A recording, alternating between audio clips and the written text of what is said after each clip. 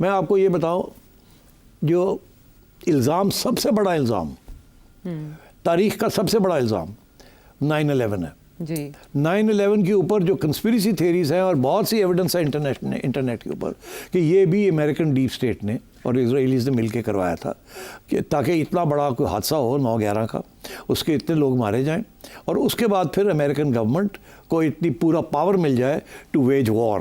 اور انہوں نے کیا آپ نے دیکھے نا اس کے نتیجے میں وہ انسیڈنٹ 9/11 ہوا تو اس کے نتیجے میں کیا کچھ نہیں کیا امریکنوں نے. امریکن ڈیپ اسٹیٹ نے پھر سارا مڈل ایسٹ کا نقشہ تبدیل کر دیا.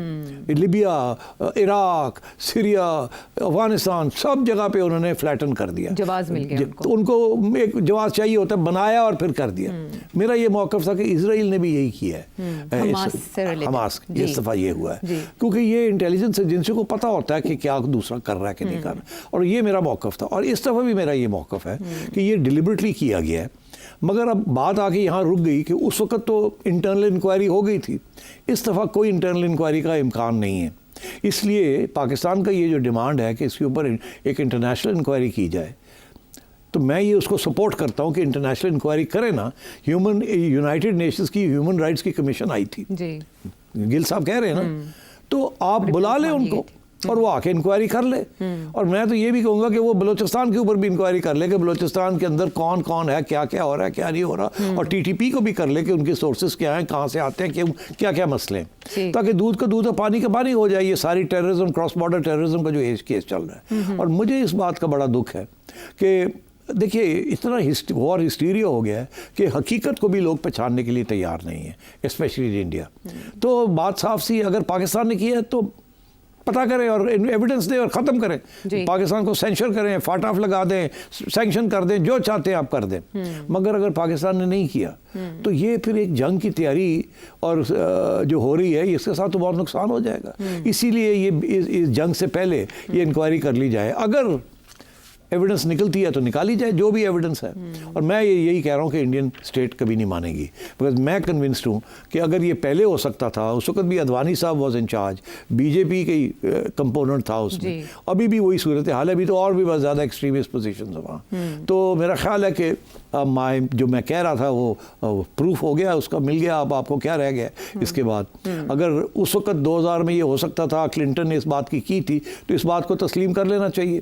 یا تو ایکسٹرنل انکوائری، انڈیپینڈنٹ انکوائری کر لیں، نہیں تو پھر پاکستان کے اوپر الزام لگانا بالکل ناجائز ہے. There is no evidence for it. In fact اگر آپ سرکمسٹانشل ایویڈنس پہ جائیں اور ڈیپ اسٹیٹ کی تاریخ میں جائیں تو آپ کو سمجھ آتی ہے کہ پہلے بھی ہوا تو اب بھی ہو سکتا ہے. تو اگر وہ دیکھنا چاہیں تو ظاہر ہے ان کے سامنے ایویڈنس موجود ہوگا. اور اب کے ایس گل صاحب کہہ رہے ہیں کہ کلنٹن صاحب کیونکہ پریشان تھے اس واقعے پر، انہوں نے یونائٹڈ نیشنز کو کہا اور پھر رپورٹ طلب کی گئی. اس واقعے پر تو امریکہ اتنا کنسرن دکھائی نہیں دیتا، بلکہ جے ڈی وینس کا ہم نے کل یہ بیان سنا کہ ایسا حملہ کرے کہ پھیلے نہ بات. تو اب پاکستان کی طرف سے یونائٹڈ نیشن سیکورٹی کونسل کو ایک خط جاتا ہے لیکن انکوائری کا اس میں بھی نہیں کہا جاتا. تو پھر سچ کیسے آئے گا سامنے؟ آپ صحیح کہہ رہے ہیں، مجھے بڑا مشکل لگ رہا ہے سچ کیسے سامنے آئے گا. دیکھیے آپ نے صحیح کہا کہ اس وقت کلنٹن بڑا پریشان تھا کہ میری وجہ سے، اور لکھا اس نے کہ میری وجہ سے لوگ انوسنٹ لوگ مارے گئے. ایک تو وہ 5 بیچارے مارے گئے، ایک 35 سکھ مارے گئے، ایک 5 کشمیری مسلمان مارے گئے، کمیونٹیز کے جو آلریڈی سپریسڈ ہیں.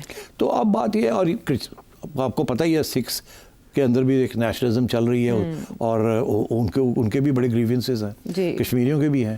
تو میں یہ سمجھتا ہوں کہ انڈیا کی جو الٹرا نیشنلسٹ ہیں ان کو سانس لینا چاہیے، ٹیک اے ڈیپ بریتھ، اور ہارڈ کویسچنز پوچھیں اپنی ریاست کے اور اپنی حکومت سے کہ یہ کیسے ہوا، کیوں ہوا، ہمیں بتائیں.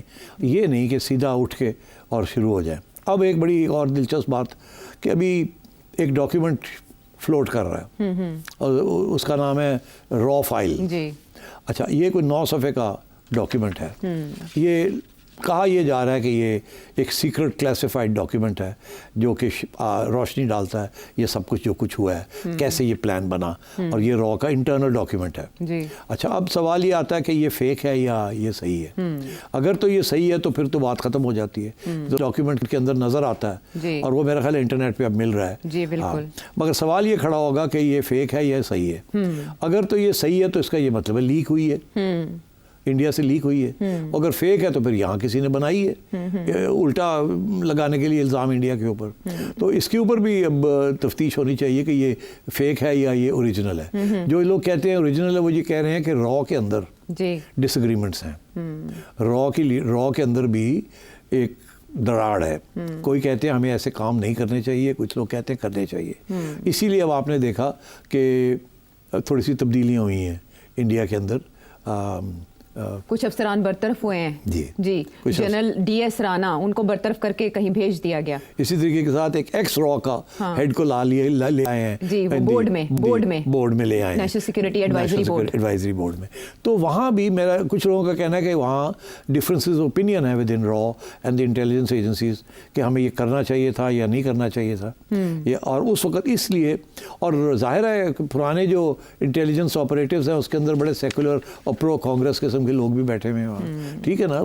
वो तो नीचे के लोग होते हैं ना, वो तो नहीं तब्दील होते, तब्दील तो ऊपर वाले लोग होते हैं जबकि कोई नई गवर्नमेंट आती है तो वो तो परमानेंट करियर सिविल सर्वेंट्स होते हैं, लोग मीडियम लेवल के। तो ये कहा जा रहा है कि उन्होंने ये डॉक्यूमेंट लीक किया है, ये डॉक्यूमेंट उन्होंने लीक किया है। और मगर दूसरी तरफ ये इंडिया वाले यही कहेंगे कि ये तो पाकिस्तान ने खुद ही बनाया, ये मैं आपको दिखाऊं, ये है वो डॉक्यूमेंट जो इस वक्त ये बड़ा डिटेल में है, ये मेरा ख्याल है इंटरनेट पे अवेलेबल है, जो पढ़ना चाहें पढ़ लें, अपना फैसला कर लें कि ये जेन्युइन है या ये फेक है, वी डोंट नो। इसीलिए मैंने इसका सिर्फ हवाला दिया है, मैं इससे कोट नहीं कर रहा।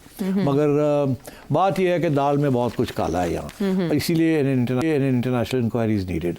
मैं आखिरी बात ये कहूँगा, इंटरनेशनल कम्युनिटी को पता है ये सारी बात, इसीलिए वो बाय नहीं कर रहे हैं, इसीलिए वो इंडिया का बयानिया खरीद नहीं रहे हैं। ये सारी बातें जो है ना, देखिए यहाँ लाहौर में बैठे हुए आपने और हमने ये निकालनी है चीज़ें, तो उनके पास तो इंटेलिजेंस एजेंसी हैं, उनके पास तो सारे डोसियर्स हैं कि चतुर्सिंहपुरा पे क्या हुआ था, वो आज की उनके पास तो उस वक्त की सारी डिटेल्स हैं एक एक।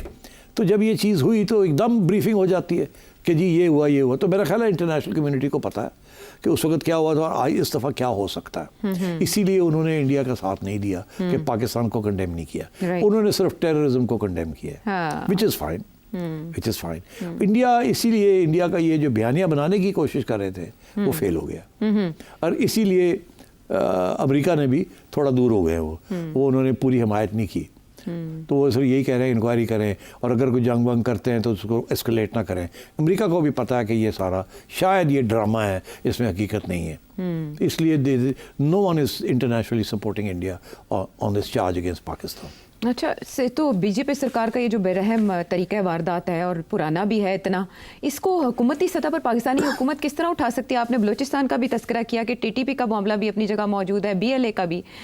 नेशनल सिक्योरिटी काउंसिल को एक लेटर जाता है, तो उसमें एक मुतालबा क्यों नहीं किया गया कि आप यहाँ आए और दूध का दूध पानी का पानी हो जाए? कल आपने ये सजेस्ट किया। मैं समझता हूँ करना चाहिए था इनको, बिल्कुल करना चाहिए इनको, कहना चाहिए यूनाइटेड नेशन को इंक्वायरी करें।